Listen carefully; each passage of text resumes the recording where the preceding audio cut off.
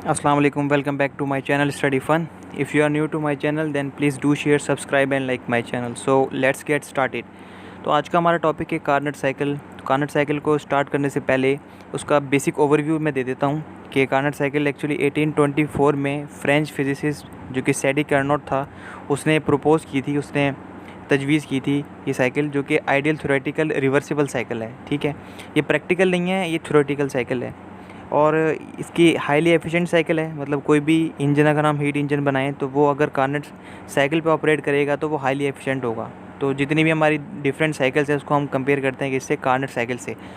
और ज़्यादा जो मोस्ट इम्पॉर्टेंट बात है वो ये है कि कार्नट साइकिल की एफिशिएंसी भी 100% नहीं है। हालांकि ये एक हाईली एफिशिएंट यानी कि सबसे ज़्यादा एफिशिएंट साइकिल है, यानी कि इसकी सबसे ज़्यादा कारकर्दगी होती है, बट लेकिन इसकी स्टिल एफिशिएंसी जो है वो 100% नहीं होती, 100% से कम में होती है। तो इसके हम देख लेते हैं प्रोसेसेस। इसके 4 प्रोसेस होते हैं, ये 4 आप कह लें इसके प्रोसेस होते हैं, जिसके अंदर हम क्या करते हैं, डिफरेंट स्टेट्स को चेंज करते हैं। अब वो क्या होते हैं, 1 से 2 आप देखें। आइसोथर्मल हमारे पास क्या है, कंप्रेशन। इसको मैं पॉइंटर से अगर मेंशन करूं तो 1 से 2 हमारे पास है आइसोथर्मल एक्सपेंशन। आइसोथर्मल प्रोसेस मैं पहले भी बता चुका हूँ जब मैंने प्रूफ करवाया था work done in isothermal process में, कि आइसोथर्मल प्रोसेस एक ऐसा प्रोसेस होता है जिसमें हमारे पास जो टेम्परेचर होता है वो सिस्टम का कांस्टेंट रहता है। ठीक है, और एक्सपेंशन मतलब हमने प्रेशर को कम करना है और वॉल्यूम को बढ़ाना है। और 2 से 3 प्रोसेस हमारे पास होता है, उसे बोलते हैं एडियाबैटिक एक्सपेंशन। तो एडियाबैटिक प्रोसेस कौन सा प्रोसेस होता है, ऐसा प्रोसेस जिसमें ना तो हीट इंटर हो सकती है और ना ही हीट लीव हो सकती है। ठीक है, ना तो हम हरारत को दाखिल कर सकते हैं और ना ही हरारत को खारिज कर सकते हैं। और साथ साथ हमने क्या करना है, एक्सपेंशन करनी है। एक्सपेंशन मतलब प्रेशर जो दबाव जो है वो हमने क्या करना है, कम करना है, और साथ वॉल्यूम जो है इसका इंक्रीज़ होगा। ठीक है, उसके बाद हम देखेंगे isothermal compression. Isothermal compression process, ठीक है, ये कौन सा 3 से 4 होगा। टेम्परेचर इसका कांस्टेंट रखेंगे और साथ हम कंप्रेशन करेंगे प्रोसेस। कंप्रेशन प्रोसेस कौन सा प्रोसेस है, जिसके अंदर हम प्रेशर यानी दबाव को बढ़ाते हैं और वॉल्यूम को क्या करते हैं, वॉल्यूम क्या होता है, प्रेशर बढ़ जाता है और वॉल्यूम कम हो जाता है। ठीक है, और उसके बाद अगर हम बात करें 4 से 1 प्रोसेस की तो वो होगा एडियाबैटिक कंप्रेशन। एडियाबैटिक कंप्रेशन कौन सा प्रोसेस है, एडियाबैटिक प्रोसेस इसके अंदर हीट इंटर और लीव तो कर नहीं सकती, लेकिन कंप्रेशन है तो इसका मतलब प्रेशर हम बढ़ाएंगे और साथ इसका वॉल्यूम क्या होगा, कम होगा। साथ अगर हम टीएस प्लॉट पे देखें तो 1 से 2 प्रोसेस हमारा कौन सा है, आइसोथर्मल एक्सपेंशन। यानी कि हॉरिजॉन्टल लाइन जो है टीएस प्लॉट पे वो शो करती है कि ये कांस्टेंट टेम्परेचर प्रोसेस है, और जो वर्टिकल लाइन है टीएस प्लॉट पे वो हमें टीएस डायग्राम में वो हमें क्या शो करती है, कांस्टेंट एंट्रोपी लाइन। ठीक है, तो जो 2 से 3 प्रोसेस है वो कौन सा है हमारे पास, 2 से 3 एडियाबैटिक एक्सपेंशन। ठीक है, तो ये बात मैं पहले बता चुका हूँ, इसे हम आइसेंट्रोपिक भी बोलते हैं। आइसेंट्रोपिक प्रोसेस या रिवर्सिबल एडियाबैटिक प्रोसेस मतलब इसके अंदर एंट्रोपी जो होती है वो कांस्टेंट होती है, क्योंकि इसके अंदर हीट इंटर भी नहीं हो सकती और लीव भी नहीं हो सकती। उसके बाद हमारे पास है 3 से 4 प्रोसेस, जिसे हम बोलते हैं isothermal compression process. Horizontal line है तो इसका मतलब ये क्या है, हमारे पास कांस्टेंट टेम्परेचर लाइन। ठीक है, और साथ ये कंप्रेशन हो रहा है। उसके बाद हमारे पास 4 से 1 हमारे पास क्या है, एडियाबैटिक कंप्रेशन। अब आपने यहाँ देख लें, इधर ये जो चीज़ मिसिंग है, इधर हीट एडिशन करनी है, क्योंकि ये हमारे पास कौन सा है, आइसोथर्मल, ये हमारे पास कौन सा प्रोसेस है, आइसोथर्मल एक्सपेंशन। और यहाँ हमारे पास क्या होगा, हीट रिजेक्ट होगी इस साइड से। ठीक है, इधर से, क्योंकि ये हमारे पास है आइसोथर्मल कंप्रेशन।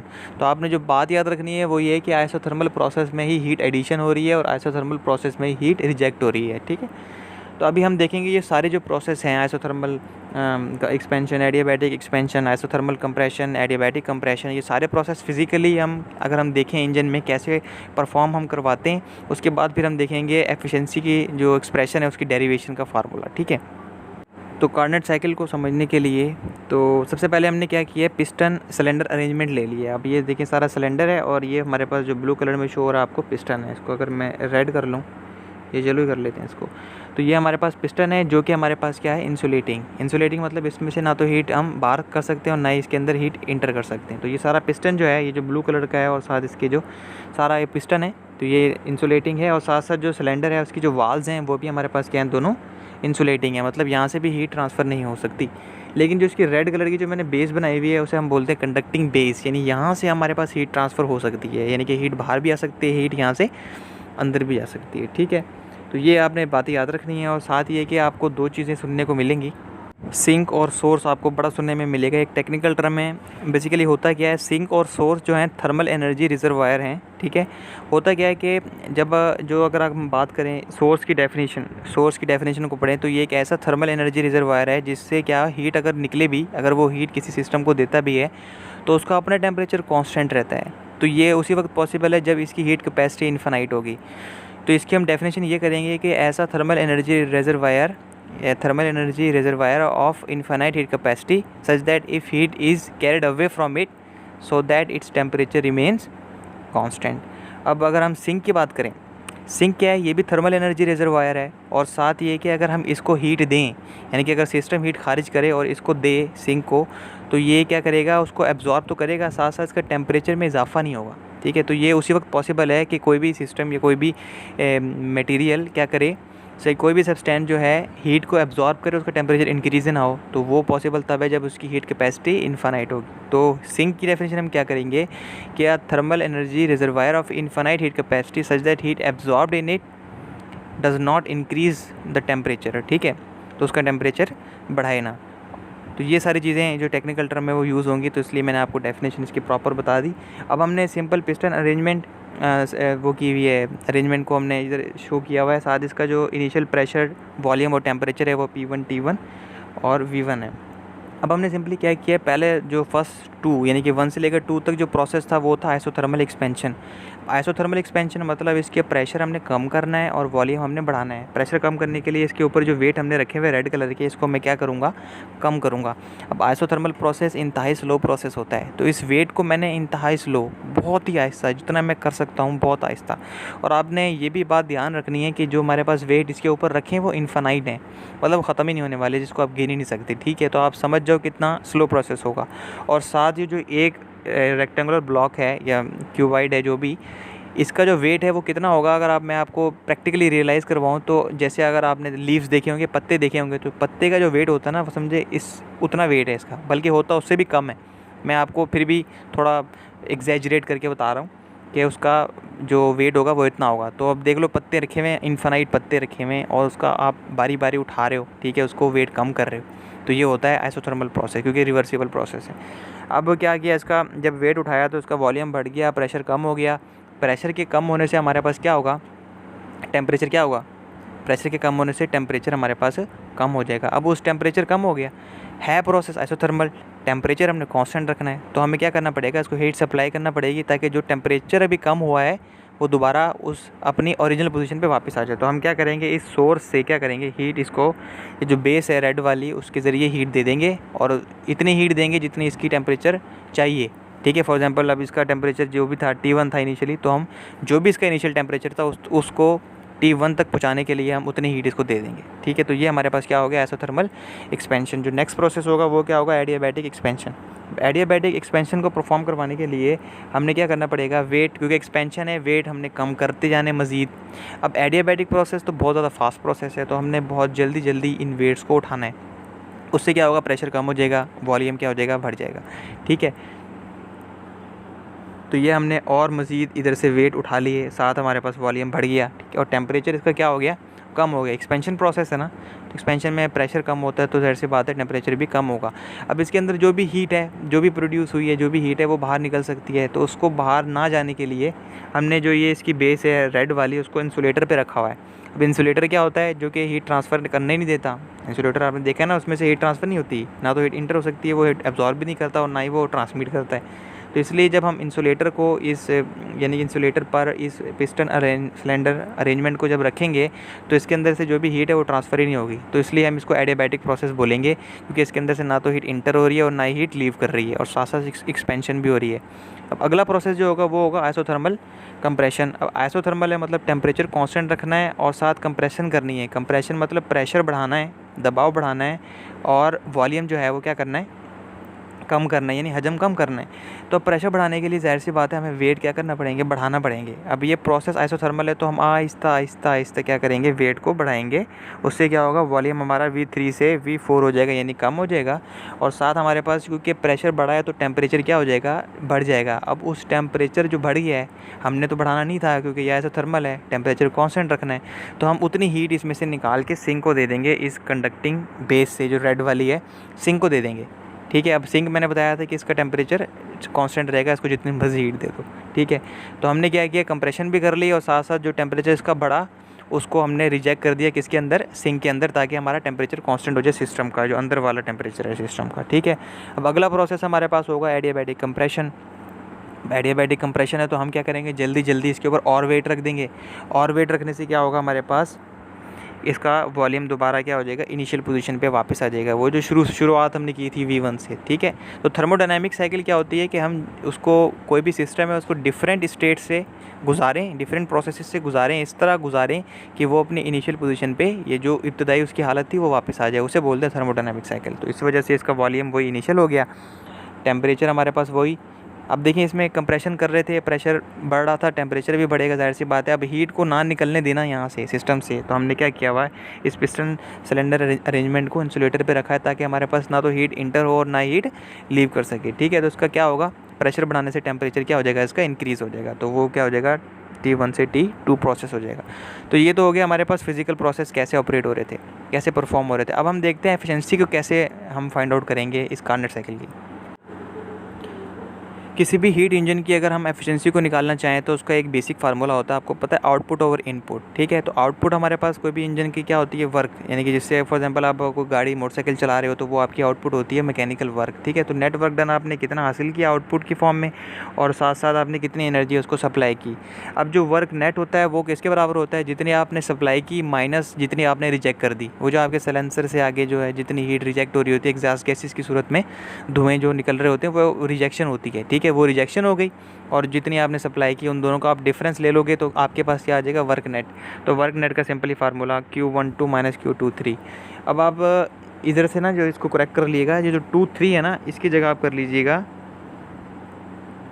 ये जो Q23 है ना, इसको आप कर देना Q34, क्योंकि 1 से 2 तक प्रोसेस हमारे पास आइसोथर्मल था, आइसोथर्मल एक्सपेंशन, और 3 से 4 जो था वो था आइसोथर्मल कंप्रेशन। ठीक है, और आइसोथर्मल प्रोसेस में ही हमारे पास हीट रिजेक्ट और हीट सप्लाइड और हीट रिजेक्ट हो रही थी। ठीक है, अब हमारे पास क्या है, सिंपली इसका हमने फार्मूला लगाया है, Q12 को डिवाइड कर दिया Q12 से माइनस, इसको मैं आपको बता देता। अब जो देखें ये Q12 जो है वो हीट सप्लाइड है, और Q23 जिसको मैंने कहा अभी 3-4 कर लो, वो क्या है, हीट रिजेक्शन है, जो कि क्या है, आइसोथर्मल क्या है हमारे पास, कंप्रेशन। ठीक है, अब हमारे पास क्या है, Q12 को हमने डिवाइड कर दिया Q12 से, वो जो नीचे था हमारे पास, और Q23 को भी हमने डिवाइड कर दिया Q12 से, और ये माइनस जो था ये फार्मूले का, और आप देखिए इधर, ये देखिए इधर, ये रेड कलर का ये माइनस है, तो ये माइनस फार्मूले का आ गया।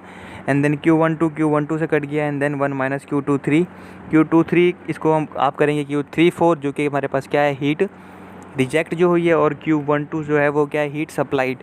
ठीक है, अब इसकी जगह मैंने फार्मूला लिखा है, ये फार्मूला मैंने आपको बताया था, work done in isothermal process. तो work done in isothermal process और एडियाबैटिक प्रोसेस एक ही मेरी वीडियो है, उसमें मैं आपको दे दूंगा। इधर ऊपर अगर आप देखेंगे तो आपके पास आई कार्ड की सूरत में सजेस्टेड लिंक्स में आपके पास वो वीडियो आएगी, आप वहाँ जाके आप देख लेना कि work done in isothermal process में हम कैसे निकालते हैं। और साथ साथ मैं अपनी वीडियो की डिस्क्रिप्शन में भी इस वीडियो का लिंक दे दूँगा, work done in isothermal process, तो वो आपने ज़रूर देखना है। मज़ीद ये कि आपको मैं कोई ओवरव्यू दे देता हूँ कि ये देखें हमारे पास work done in isothermal process, ये हमने निकाला था अपनी वीडियो में। ठीक है, तो ये हमारे पास था work done in isothermal process, ये आइसोथर्मल कंप्रेशन है, एक्सपेंशन है, ये आइसोथर्मल एक्सपेंशन है, हमारे पास प्रेशर कम हो रहा है, वॉल्यूम बढ़ रहा है। ठीक है, तो इसका हमने फार्मूला निकाला था eight the and P1 V1 natural log of V2 divide by V1। अच्छा, अब हमने देखना है कि फर्स्ट लॉ ऑफ थर्मोडायनेमिक्स, तो आपको पता है फर्स्ट लॉ ऑफ थर्मोडायनेमिक्स क्या होता है, जितनी हम हीट सप्लाई करते हैं वो चेंज इन इंटरनल एनर्जी और साथ हमारे पास work done by the system के बराबर होती है। अब अगर हम आइसोथर्मल प्रोसेस की बात करें, क्योंकि आइसोथर्मल प्रोसेस में हमारे पास हीट सप्लाइड होती है और हीट रिजेक्ट भी हो रही होती है, और एफिशिएंसी में भी हमें हीट सप्लाइड और हीट रिजेक्शन से गर्ज है, अगर उसके फार्मूला निकल गया तो हमारे पास एफिशिएंसी आ जाएगी। तो अब अगर हम वर्किंग सब्सटेंस को आइडियल गैस मानते हुए चल रहे हैं और साथ हम ये कहते हैं कि प्रोसेस आइसोथर्मल है। तो आइसोथर्मल प्रोसेस के लिए जो इंटरनल एनर्जी होती है वो फंक्शन होती है temperature. Internal energy is function of temperature only. अगर टेम्परेचर कांस्टेंट है तो इंटरनल एनर्जी भी कांस्टेंट, यानी चेंज इन इंटरनल एनर्जी हमारे पास जीरो हो जाएगा। तो हमने इधर से इंटरनल एनर्जी को जीरो कर दिया फॉर आइसोथर्मल प्रोसेस, ठीक है। और हमारे पास Q12 heat supplied work done के बराबर आ गई, ठीक है। अब work done in isothermal process अगर हमें पता लग गया तो जाहिर सी बात है हीट सप्लाइड इन हमारे पास heat supplied in isothermal process वो भी हमें पता लग गई, क्योंकि ये दोनों बराबर हैं। अब ये हमारे पास 3 से 4 है, इसको मैंने बताया आपको कि इसको आप कर लीजिएगा 3 से 4, ठीक है। ये हमारे पास हीट रिजेक्शन है। लेकिन अब हमारे पास होता क्या है कि ये हमारे पास प्रोसेस है कंप्रेशन का। अब कंप्रेशन प्रोसेस में अक्सर बच्चे जो गलती करते हैं ना, वो अपर लिमिट इधर जो है ना इंटीग्रेशन में अपर लिमिट और लोअर लिमिट को पुट करने में गलती करते हैं। इधर वो अपर लिमिट V4 को पुट कर देते हैं। देखिए ये V हमारे पास V3 है और ये हमारे पास क्या है V4। तो जो V3 हमारे पास है वो अपर लिमिट है और V4 जो है हमारे पास लोअर लिमिट है। V3 अपर लिमिट क्यों है? क्योंकि इसका जो एक्स एक्सिस से डिस्टेंस है वो ज़्यादा है। और जो V4 लोअर लिमिट क्यों है? क्योंकि उसका एक्स एक्सिस से डिस्टेंस कम है, ठीक है। तो बस आपने ये बात याद रखनी है कि V3 हमारे पास अपर लिमिट और V4 हमारे पास लोअर लिमिट फॉर कंप्रेशन।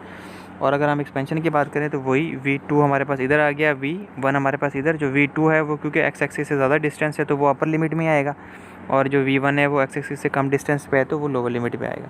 तो इसका भी हमारे पास जो एंड में फार्मूला बचेगा वो आएगा Q23 is equal to work is equal to P2V2 natural log of V3 divide by V4। अब Q34 के फार्मूला भी हमारे पास आ चुका है। ये जो 2-3 है इसको आप 3-4 करेंगे, 3-4 का फार्मूला भी आ गया और Q12 का फार्मूला भी आ गया हमारे पास, जो कि P1V1 natural log of V2 divide by V1। अब इन दोनों को हम पुट कर देंगे इस फार्मूले में।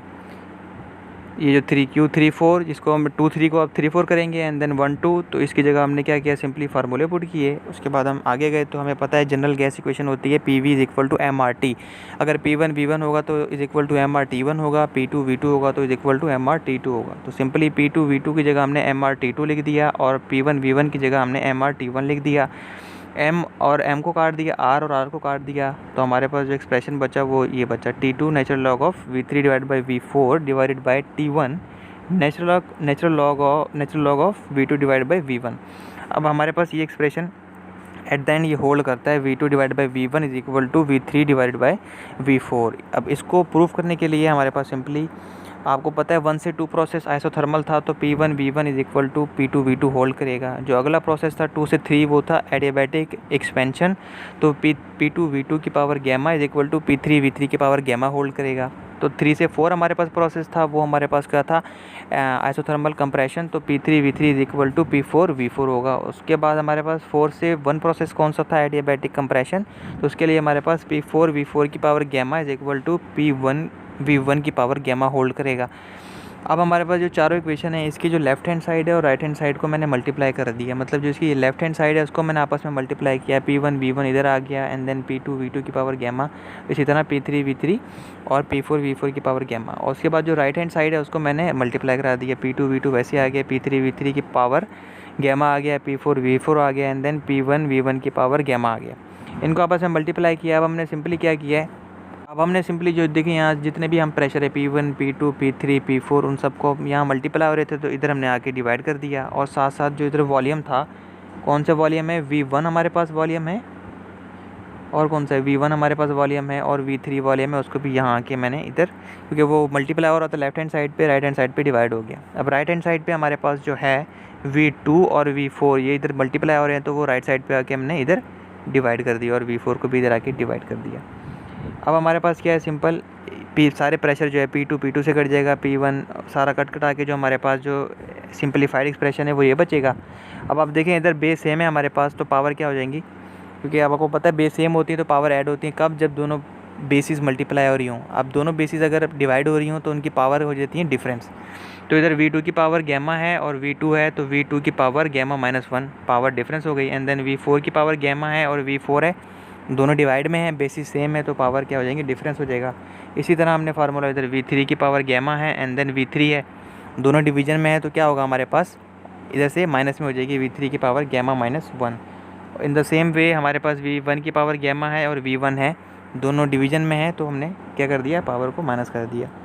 हमारे पास सिंपलीफाइड एक्सप्रेशन ये आ गया। अब इनकी पावर को ख़त्म करने के लिए इसको हम क्या करेंगे, डिवाइड कर देंगे गैमा -1 से। जब गैमा -1 से डिवाइड करेंगे तो सब जगह ये इसकी पावर कट जाएगी जब सारी पावर कट जाएगी तो हमारे पास ये एक्सप्रेशन होल्ड कर जाएगा V2 divided by V1 is equal to V3 divided by V4। जब ये हमारे पास एक्सप्रेशन होल्ड कर जाएगा तो उसके बाद आप देखें इधर V2 डिवाइडेड बाई V1 है, क्योंकि V2 divided by V1 is equal to V3 divided by V4 है, तो मैंने V2 डिवाइडेड बाई V1 की जगह V3 डिवाइडेड बाई V4 लिख दिया।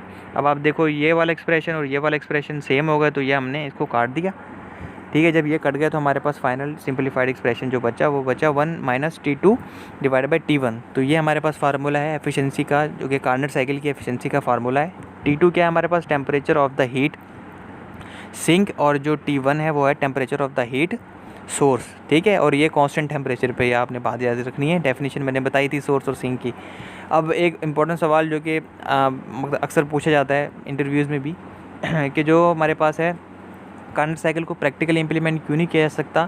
देखिए, एक थ्योरेटिकल साइकिल है, इसके अंदर हमारे पास आइसोथर्मल प्रोसेस हैं और कौन से एडियाबैटिक प्रोसेस। आइसोथर्मल प्रोसेस बहुत ज़्यादा स्लो प्रोसेस होता है और एडियाबैटिक प्रोसेस जो होता है वो बहुत फास्ट प्रोसेस होता है।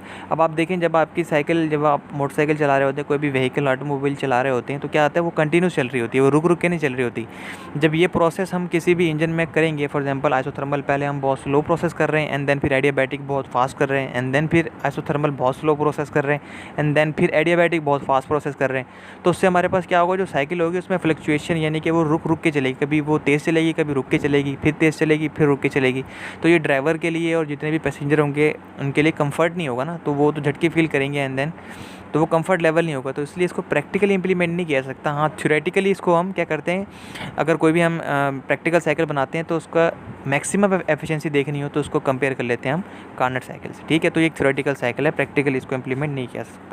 So thank you very much for being here.